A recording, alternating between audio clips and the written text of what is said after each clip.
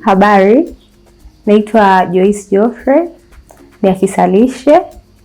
Najishughulisha na masuala ya uchakataji na uuzaji wa lishe ya binadamu.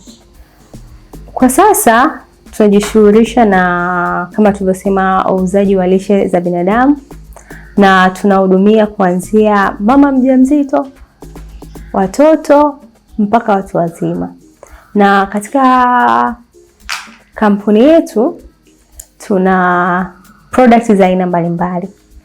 Mfano, tuna unga za lishe kwa ajili ya watoto, tuna unga za lishe kwa ajili ya wamama wanaonyonyesha, tuna milk booster kwa ajili ya wamama ambao wananyonyesha lakini wanakuwa wanapata changamoto ya maziwa kuwa machache. Lakini tuna lishe ambazo special kwa wale watoto ambao hawaongezeki uzito na wale ambao hawana hamu ya kula. Lakini pia tunahudumia wagonjwa wale ambao wana chronic disease, yale magonjwa ambayo hayaambukiziki, mfano sukari na pressure. Tuna products mbalimbali za wagonjwa wa sukari, tuna products mbalimbali kwa ajili ya wagonjwa wa pressure pia.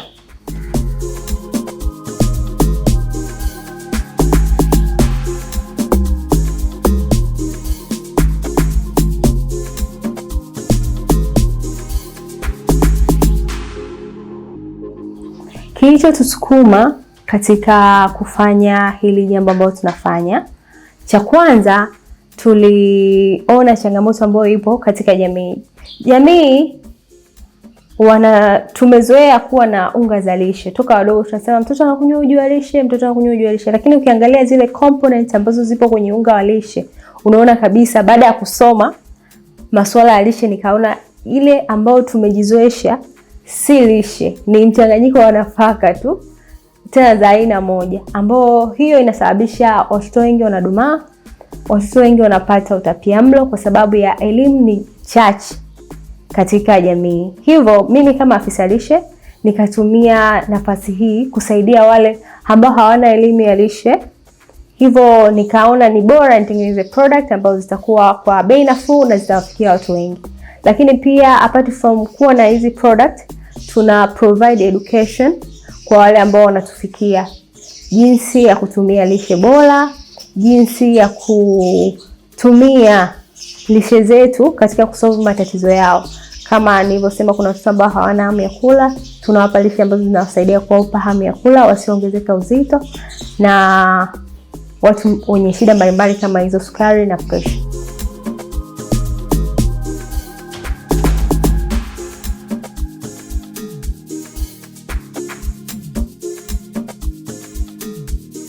Raw materials kubwa ambazo sisi tunazitumia ni nafaka, na ambazo nafaka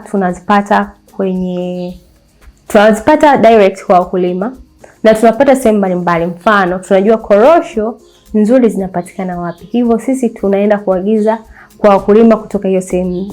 Mahindi mazuri na bora, maana tunajua kuna watu wanasema kuna hii soil value, unajua kabisa kitu sehemu fulani kipo na sehemu fulani kipo, lakini sehemu fulani kipo bora zaidi. Kwa hiyo huwa tunaangalia hivyo kutokana na ubora wa kitu. Kama ni Tabora, tutaagiza Tabora. Kama hichi kitu kinapatikana labda Morogoro, kwa ubora wake tutatafuta vitu vya Morogoro. Kwa hiyo tunapata direct kwa wakulima.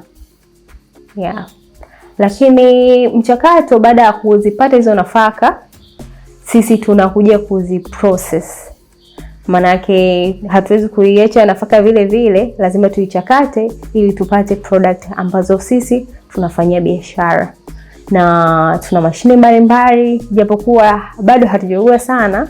Tuna mashine mbalimbali ndogo za size ya kati ambazo zinatusaidia katika kazi yetu ya kuzichakata nafaka zetu. Mkulima ana nafasi kubwa sana kwetu sisi, kwa sababu vile wanavyo produce bidhaa zao, yani mazao yao katika ubora, kwa kufuata zile principle za ukulima, zinatusaidia sisi kupata zile nafaka ambazo ni nzuri, bora, ambazo zinaweza kusababisha chakula kuwa kizuri zaidi. kuliko kama mkulima akiwa afuate yale masharti na kufuata zile principles za kuzalisha product ikawa nzuri, nafaka ikawa nzuri, hata sisi tukija tutapokea ikiwa na low quality. Kwa hiyo tunahitaji sana wakulima ambao kidogo wanakuwa wana hii elimu nzuri kuhusiana na uzalishaji wa mazao, ambao inatusaidia sisi kupata mazao hayo yakiwa katika good condition, na sisi tuna produce product ambazo zinakuwa zina msaada mkubwa sana kwa watoto au kwa makundi mbalimbali ambayo tunayatumia. Mazao ambayo tunayatumia zaidi hasa yenye faida hasa kwenye masuala ya lishe, kwanza ni mahindi lishe, mahindi ya njano. Mahindi ya njano yanakuwa na faida zaidi kuliko yale mahindi meupe, kwa sababu mtoto anapata carbohydrate, lakini wakati huo anakuwa anapata vitamin A ambayo ipo kwenye hao mazao ya hayo mahindi lishe, tofauti na yale mahindi meupe yanakuwa yana carbohydrate pekee. Lakini zao la pili ambalo ni muhimu kwa sisi maafisa lishe, muhimu kwa watoto, kwa wazazi kutumia pia, na washauri sana wakulima wajikite katika kutengeneza soya lishe. Soya lishe ni muhimu sana kwa sababu ina wingi wa protini na ina msaada mkubwa sana katika afya, iwe kwa wagonjwa wa sukari, iwe kwa watoto. Wanahitaji protini inayotokana na mimea, na protini ambayo ina nguvu sana katika protini hizi zinazotokana na mimea ni soya. Kwa hiyo ni zao muhimu sana ambao tunalitumia na lina impact kubwa katika jamii. Lakini pia tunatumia korosho. Korosho ni muhimu sana pia kwenye lishe ya mtoto, lakini pia tunahitaji kwa wingi sana.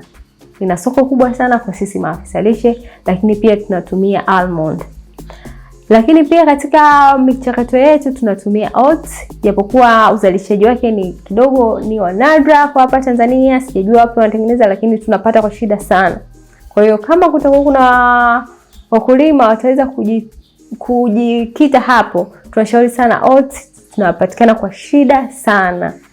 Lakini pia sisi tunatumia mbegu za maboga, pia nazo upatikanaji wake ni mgumu kupata mbegu za maboga. Lakini pia tunatumia unga za ubuyu kutengeneza, kuna baadhi ya vitu tunatumia unga za ubuyu na bidhaa nyingine, lakini hizo ndo kwa wingi sana tunatumia hizo bidhaa. Mchango wa wakulima katika masuala haya ya sisi maafisa lishe pamoja na sisi watengenezaji wa vyakula ni mkubwa sana, kwa sababu vile ambavyo wanatengeneza product zenye ubora, vile wanavyolima mazao kwa kufuata, tuseme, kuweka mbolea nzuri, kufanya umwagiliaji mzuri, kufanya kazi zao katika usahihi, hiyo inatusaidia sisi kupata zile mazao yakiwa katika good condition, na yanasababisha kupata chakula kizuri ambacho tutakuja kuchakata. Kwa hiyo naweza nikawaasa wakulima kama ni vizuri kufuata utaratibu ambao wanafundishwa na maafisa kilimo, kufuata zile principles zote, kwa sababu katika mtu akifuata zile principles anazalisha mazao yenye ubora, na mazao yenye ubora ndio chanzo kizuri cha lishe bora.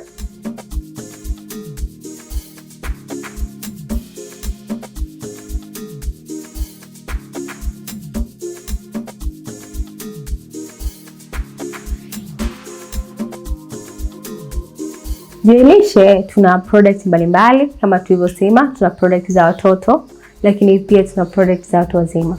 Tukianza na product za watoto, kwa watoto tuna unga wa lishe ambao huu una mchanganyiko wa korosho, unga huu una almond, unga huu una soya lishe na mahindi lishe. Unga huu ni muhimu sana kwa watoto kwa sababu una virutubisho vyote muhimu kwa ukuaji na maendeleo ya mtoto. Na unga huu sisi tunauza kwa package kuanzia ya kilo 1 na inapatikana kwa bei nafuu sana, ambao kila mzazi anaweza ka-afford kumnunulia mtoto wake. Tuna unga wa pili, huu unga ni wa lishe ambao unatumiwa na watoto, lakini pia unga huu unatumiwa na wagonjwa wa sukari. Unga huu unatengenezwa na oats pamoja na almond.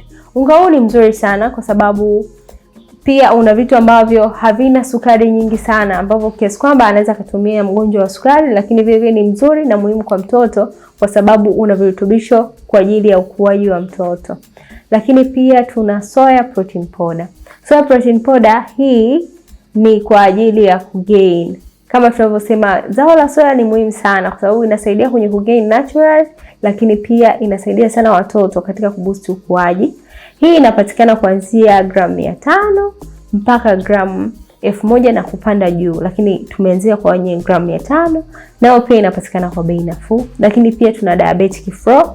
Hii ni kwa ajili ya wagonjwa wale wa sukari. Diabetic keto flo ina mchanganyiko wa nafaka mbalimbali. Mfano, ina mbegu za maboga, ina soya, ina oats, lakini pia ina almond. Inasaidia sana kwa wagonjwa wenye sukari kwa sababu inasaidia kushusha kiwango cha sukari. Ukiangalia hizo nafaka zote ambazo zimechanganywa zinasaidia sana kucontrol kiwango cha sukari na inachochea ufanyaji kazi wa insulin. Kwa hiyo, lakini pia tuna milk booster ambayo hii inawasaidia wale wamama ambao wana shida katika kupata maziwa. Tunajua siku hizi wazazi wengi unakuta wanakuwa na watoto lakini maziwa yanatoka kwa uchache, hawatoshelezi watoto. Kwa hiyo tuna njia mbadala ambayo itamsaidia mzazi kuboost yale maziwa na yawe yanamtosheleza mtoto. Pia tuna vitamin C powder ambayo tunatengeneza kwa kutumia matunda. Hii inasaidia kuleta hamu ya mtoto kula. Kwa hiyo Joy Lishe tumejikita katika product natural na mbalimbali kwa ajili ya kuwasaidia kuanzia mama akiwa mjamzito mpaka mtu mzima.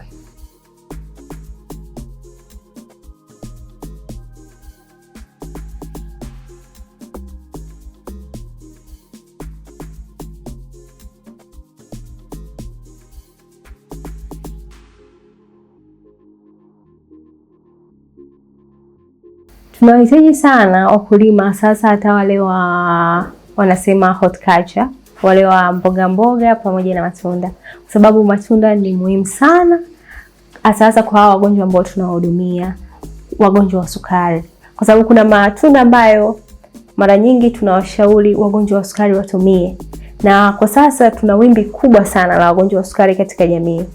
Hivyo kuna matunda ambayo yanakuwa na uhitaji sana lakini yanakuwa madogo sokoni, machache, au mboga ambazo zinahitajika lakini ni chache sokoni.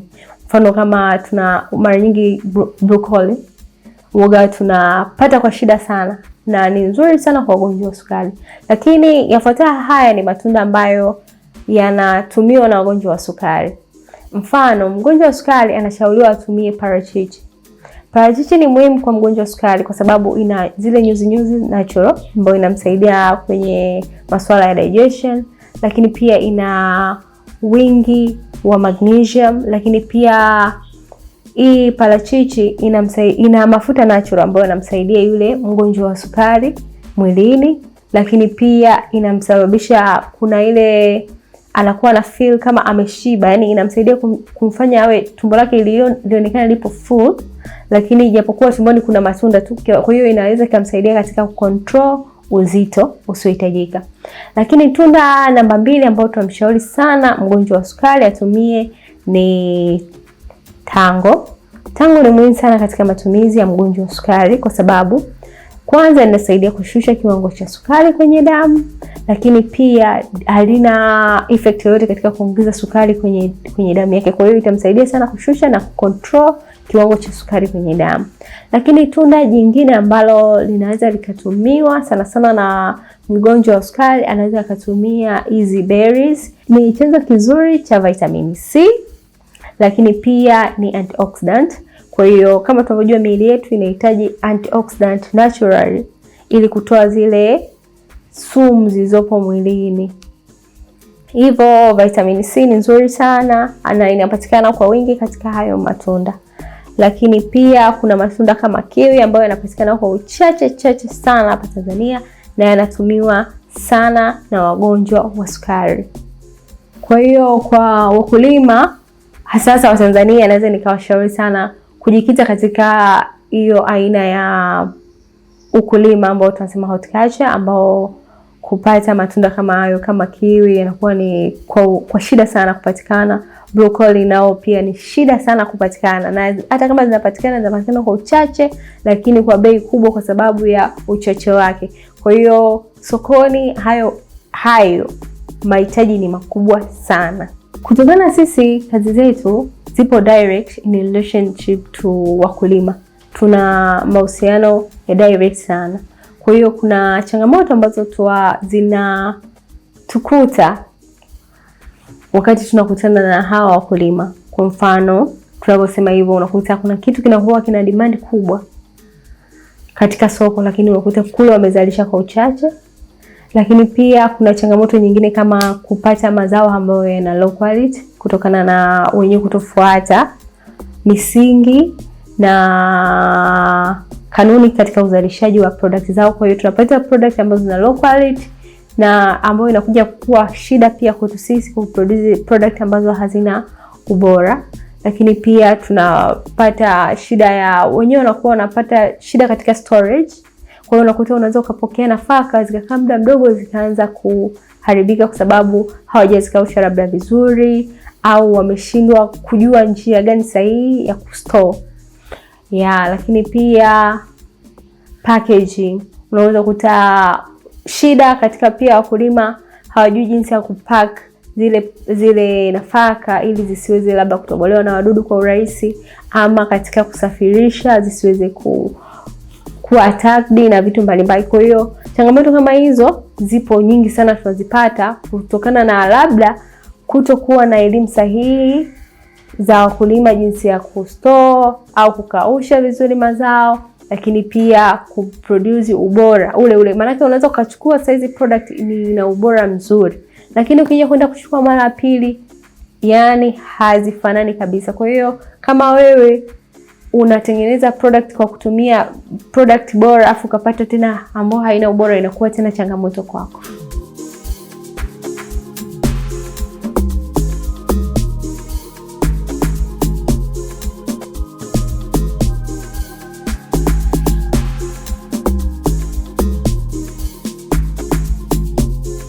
Juelishe tunatoa huduma sehemu mbalimbali, mfano kwenye taasisi za elimu, mfano shule, kama shule za watoto na pia na shule za watoto wa kawaida, yani wale watoto kabisa wadogo wanaokunywa uji, lakini pia na watoto ambao school age kuanzia la pili mpaka form 4 watoto wanatumia uji. Na bidhaa zetu kama tumesema zina ubora wa hali ya juu. Hakika mtoto wako akitumia bidhaa zetu utaona mabadiliko. Lakini pia tunaweza kufanya kazi na taasisi kama pia za kiafya. Maana yake pia apart from hizi ni lishe, lakini pia ni lishe dawa tunaweza kusema. Kwa hiyo kwa watu wenye matatizo mbalimbali ya kiafya zinaweza zikatumika hizi lishe zetu kama lishe dawa. Lakini pia tunaweza kufanya kazi na taasisi mbalimbali kama mashirika ya wakimbizi, sehemu mbalimbali ambazo wanahitaji chakula bora. Sisi tuna supply kote na tuna uwezo mkubwa wa kusupply bidhaa nyingi kwa wakati mmoja. Karibuni sana. Ningependa kuongezea kitu kimoja. Sasa kwa haya masuala ya lishe, kama inabidi Watanzania tujue kama masuala ya lishe ni masuala muhimu sana na sio swala la kawaida kama tunavyochukulia. Unajua kila mtu anajihisi yeye ni mtaalamu wa lishe, na hiyo ndio maana inatufanya sisi Tanzania kuwa na watu wengi wenye matatizo ya lishe, watoto wengi wenye utapiamlo, kwa sababu ni vile kila mtu anahisi ana elimu ya lishe lakini hatuna elimu ya lishe. Kwa hiyo tujitahidi kufuata mashauri ya wale wataalamu wa lishe, tuhakikishe tunakula vizuri kuepukana na haya magonjwa, kwa sababu magonjwa saizi yanayotokana na chakula yamekuwa ni mengi sana hata kuliko magonjwa yanayoambukizika. Yaani leti ya watu wanaumwa sukari, leti ya watu wanaumwa pressure, wanaumwa figo na magonjwa mengine haya yamekuwa makubwa sana. Yote hiyo yanaanzia katika chakula. Lakini pia kunakuwa na wimbi kubwa sana la watoto kudumaa, watoto kuwa na uzito mdogo. Yote hiyo pia ni kwa sababu ya kuneglect masuala ya lishe. Hivyo tujitahidi kuwa makini na kuwa very sensitive na masuala ya lishe. Asante.